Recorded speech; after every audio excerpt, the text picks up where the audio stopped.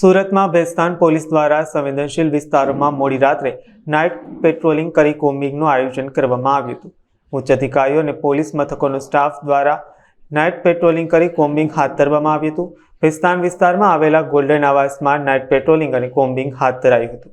સુરત શહેર police commissioner Shri Anupamsinh Gehlot સાહેબનાઓ દ્વારા અપાયેલી સૂચના મુજબ શહેરમાં શાંતિ ડહોળતા અસામાજિક તત્વો તેમજ કાયદા વિરુદ્ધની પ્રવૃત્તિ કરતા તત્વોને કબજે કરવા, તેમને કાનૂનના માર્ગે કંટ્રોલ કરવા માટે તથા લો એન્ડ ઓર્ડરની પરિસ્થિતિ જળવાઈ રહે એ પ્રકારની કામગીરી કરવા માટે આજરોજ ભેસ્તાન પોલીસ સ્ટેશન કે જે ડિવિઝન તથા ઝોન 6 હેઠળ આવેલ છે ત્યાં કોમ્બિંગનું આયોજન કરવામાં આવેલ છે।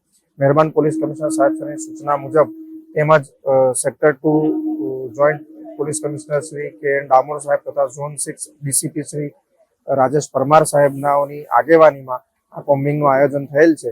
એ આયોજનનો અમારો હેતુ વિસ્તારમાં રહેતા માથાભારે તત્વો કે ગુનાહિત તત્વો કે જે કાયદા વિરોધી પ્રવૃત્તિ કરતા હોય તેમને એ બાબતની બીક બેસે કે પોલીસ અડધી રાત્રે પણ આવીને એમને ચેક કરશે।